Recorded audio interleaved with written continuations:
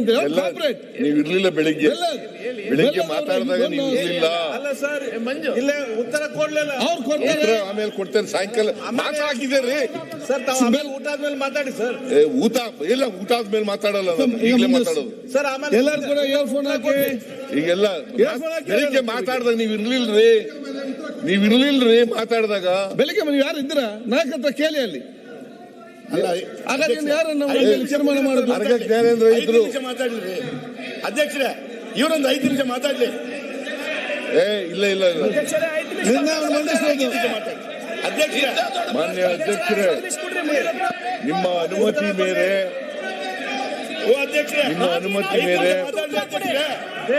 ಈ ಕೆಳಕಂಡ ನಿರ್ಣಯವನ್ನು ಮಂಡಿಸುತ್ತಿದ್ದೇನೆ.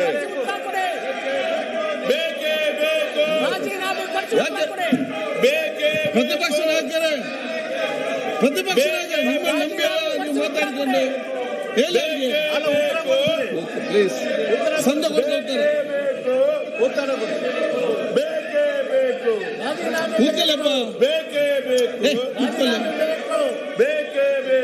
ಅಲ್ಲಿ ನೋಡಿ ಯಾಕೆ ಮಾತಾಡಬೇಡಿ. ಪ್ರತಿಪಕ್ಷ ನಾಯಕರೇ ಕೇಳ್ರಿ, ಕುಳಿಸ್ರಿ. ಮುಖ್ಯಮಂತ್ರಿಗಳು ಮಾತಾಡೋದಾಗ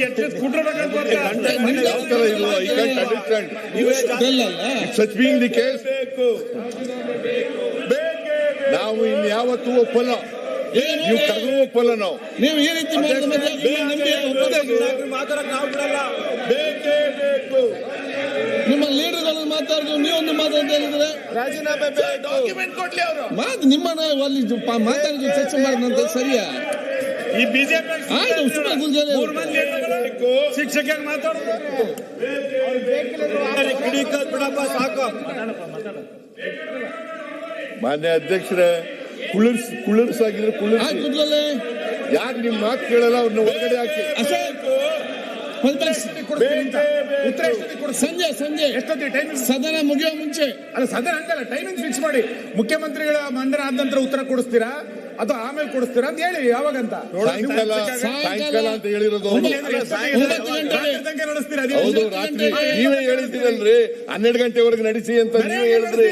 ನಡೆಸಿ ಉತ್ತರ ಎಷ್ಟೊತ್ತಿಗೆ ಕೊಡ್ತೀರಾ ಹೇಳಿ? ಉತ್ತರ 8 ಗಂಟೆಗೆ ಬರುವ. ಇವತ್ತೇ ಕೊಡ್ತಾರೆ ಉತ್ತರ. ಇವತ್ತಂದ್ರೆ ಯಾವಾಗ? ಇವತ್ತಂದ್ರೆ ಯಾವಾಗ? ಸಂಜೆ ಶ್ರವಣ 5 ಗಂಟೆಗೆ 7 ಗಂಟೆಗೆ ಇವತ್ತೇ ಕೊಡ್ತಾರ್ರಿ. ಚರ್ಚೆ ಪ್ರಾರಂಭ ಮಾಡಿ, ಇದನ್ನ ಮಾಡಿ ಸರ್, ಚರ್ಚೆ ಮಾತ್ರ. ಈಗ ಯಾವಾಗಲೂ ಕೊಡ್ತಾನೆ ಏನ್ ಗೊತ್ತಾ, ಏನ್ ಮಾತಾಡ್ತೀವಿ ಹಂಗ್ ನಡ್ಕೋಬೇಕು. ಏನಂತ ಹೇಳಿದ್ರು ನೀವು? ಇವತ್ತೇ ಕೊಡ್ತೀವಿ ಅಂತ ಹೇಳಿದ್ದು ಇವರು, ಸಾಯಂಕಾಲ ಕೊಡ್ತೀವಿ ಅಂತ ಹೇಳಿದ್ದು.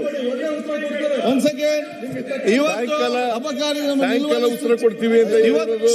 ಮಂತ್ರಿಗಳೇ, ಮಂತ್ರಿ ರೆಡಿ ಇದ್ದಾರೆ, ಸಾಯಂಕಾಲ ಕೊಡ್ತಾರೆ. ಯಾವಾಗ? ಎಷ್ಟು ಗಂಟೆಗೆ ಸರ್? ಸಾಯಂಕಾಲ ಕೊಡ್ತಾರೆ.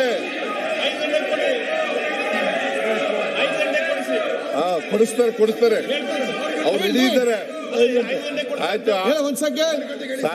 ಸಾಯಂಕಾಲ ನೋಡಿ ತೀರ್ಮಾನ ನಾವು ಮೀಟಿಂಗ್ ಚರ್ಚೆ ಆದ ಇವತ್ತು ಸಂಜೆ ನಾವು ಉತ್ತರ ಕೊಡ್ತೀವಿ ಅಂತ ಹೇಳಿದ್ದಾರೆ.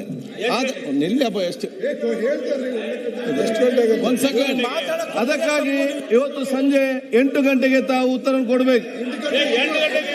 ಮತ್ತೆಂತ ಆಯ್ತು, 6 ಗಂಟೆಗೆ ಉತ್ತರ ಕೊಡ್ಲಿ. ಇಲ್ಲ, 6 ಗಂಟೆಗೆ ಕೊಡಿ. 6 ಗಂಟೆಗೆ ಕೊಡಿಯಪ್ಪ. ನೀವೇ ಹೇಳಿದ್ದು ರಾತ್ರಿ 12 ಗಂಟೆವರೆಗೂ ನಡೆಸಿ ಅಂತ ಹೇಳಿದ್ದು. ಅವ್ರು ಎಷ್ಟೊಂದು ತೀರ್ಮಾನ ಮಾಡ್ತಾರೆ ಅಷ್ಟೊಂದು ಕೊಡ್ತಾರೆ. ಅವ್ರು ಎಷ್ಟೊಂದು ತೀರ್ಮಾನ ಮಾಡ್ತಾರೆ ಅಷ್ಟೊಂದು ಕೊಡ್ತಾರೆ. ಸಂಜೆ 6 ಗಂಟೆಗೆ ಉತ್ತರ ಕೊಡಿ. 6 o'clock. ಸಂಜೆ 6 ಗಂಟೆಗೆ ರಾಜೀನಾಮೆ ತಗೊಂಡು ಸ್ಟಾರ್ಟ್ ಮಾಡಿ ಸರ್. 6 ಗಂಟೆಗೆ ಅಲ್ಲಲ್ಲ, ಉತ್ತರ ಕೊಡ್ಲಿ. ನೀವು ಅಲಿಗೇಷನ್ ಮಾಡಿದ ತಕ್ಷಣ ಯಾವಾಗ ರಾಜೀನಾಮೆ ಕೊಟ್ಟಾರ? ಅಲಿಗೇಷನ್ ಮಾಡಿದ ತಕ್ಷಣ ಸುಳ್ಳು ಅಲಿಗೇಷನ್ ಮಾಡಿದ್ರು ಕೊಟ್ಬಿಡಬೇಕು ರಾಜೀನಾಮೆ. ಮೇಲೆ ಯಾವುದೇ ಇಲ್ಲ. ಪ್ಲೀಸ್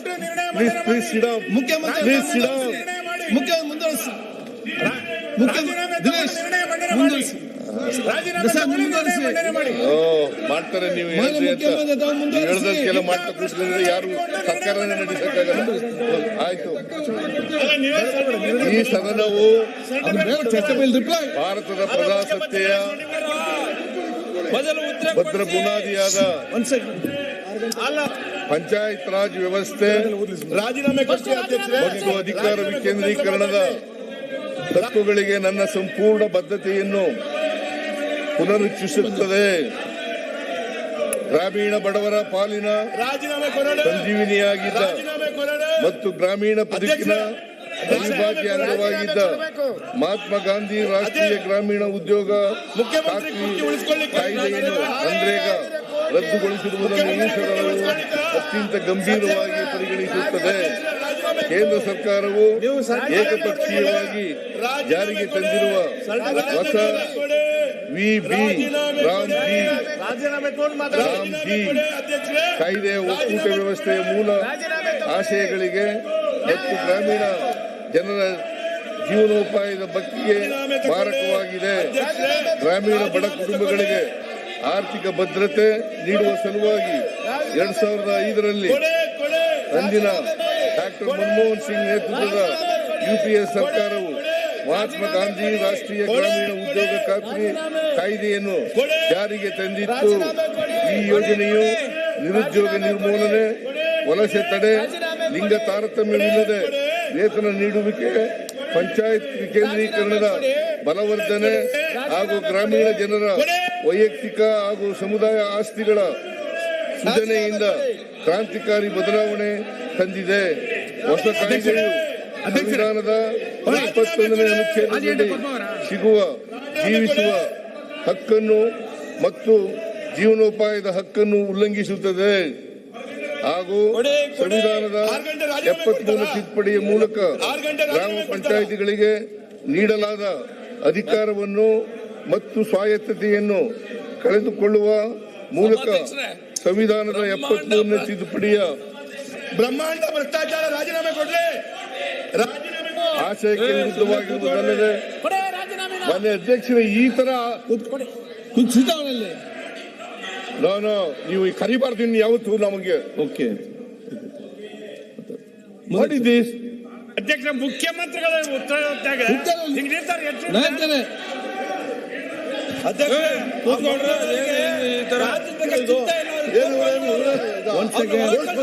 ಮಾನ ಮರ್ಯಾದೆ ಏನು ಇಲ್ಲ ಇವರಿಗೆ. ಮಾತಾಡ್ತಾ ನೀವು ಇಷ್ಟಪಟ್ಟಿಗೆ ಏನು ನೀವು ದೊಡ್ಡ ಆಯ್ತು ಮಾನ್ಯ ಮುಖ್ಯಮಂತ್ರಿ ಆಶಯಕ್ಕೆ ವಿರುದ್ಧವಾಗಿರುವುದಲ್ಲದೆ ರಾಷ್ಟ್ರಪಿತ ಮಹಾತ್ಮ ಗಾಂಧೀಜಿಯವರ ಕಲ್ಪನೆಯ ಗ್ರಾಮ ಸ್ವರಾಜ್ಯದ ಉದ್ದೇಶದ ಸಹ ವಿಫಲಗೊಳ್ಳುತ್ತದೆ. ಮನ್ರೇಗಾ ಕಾಯ್ದೆಯಲ್ಲಿ ಕೇಂದ್ರ ಸರ್ಕಾರವೇ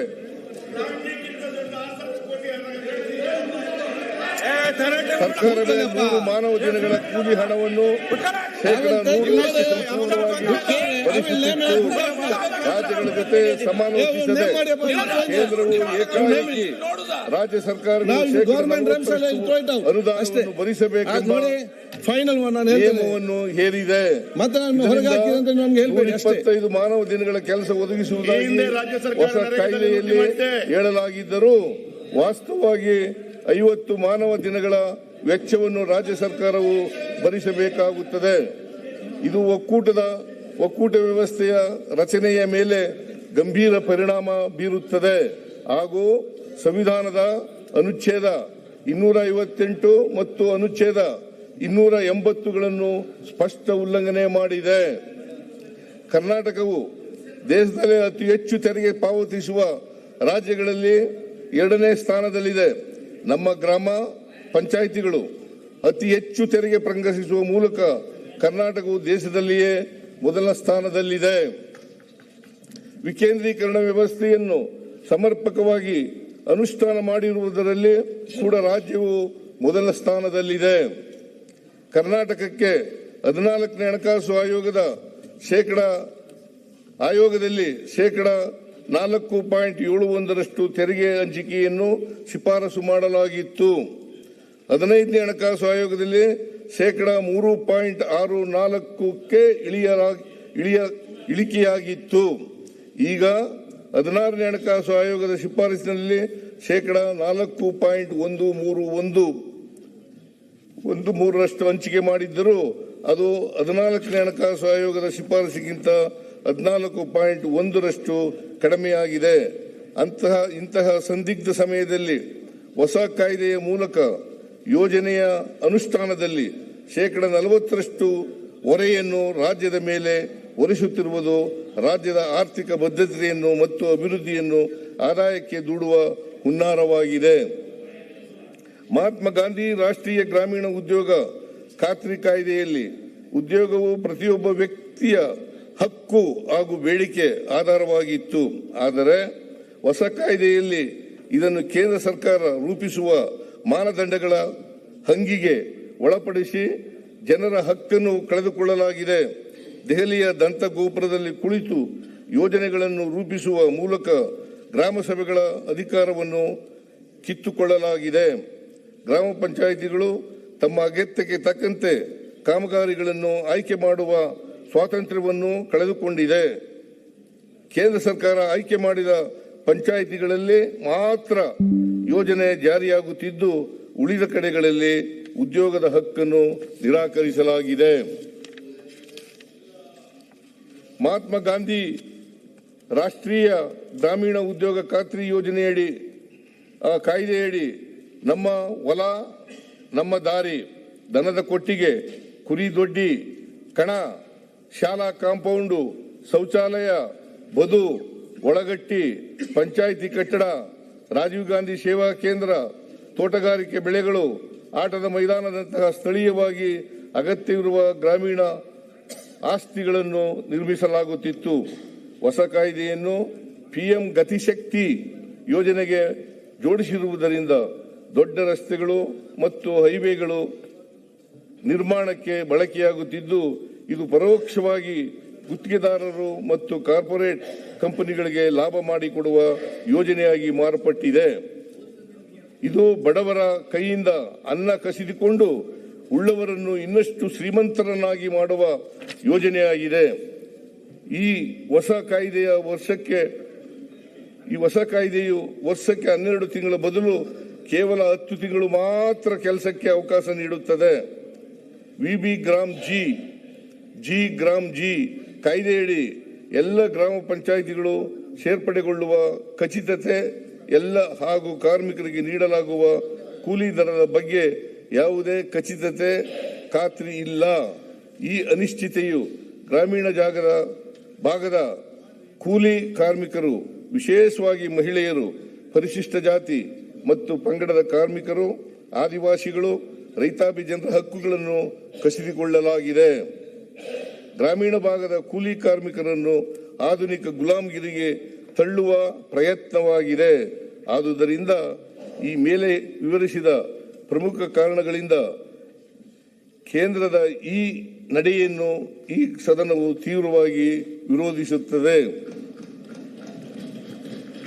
ಈ ಮೇಲ್ಕಂಡ ಎಲ್ಲ ಗಂಭೀರ ಅಂಶಗಳನ್ನು ಪರಿಗಣಿಸಿ ರಾಜ್ಯದ ನಾವಿಲ್ಲ, ಈ ಸದನ ಅಲ್ಲ, ಗ್ರಾಮೀಣ ಅಲ್ಲ, ನೀವು ಕಾಂಗ್ರೆಸ್ ಅವರು ಅಂತ ಹೇಳಿದ್ರೆ ಈ ಸದನ ಅಲ್ಲ, ಈ ಸದನ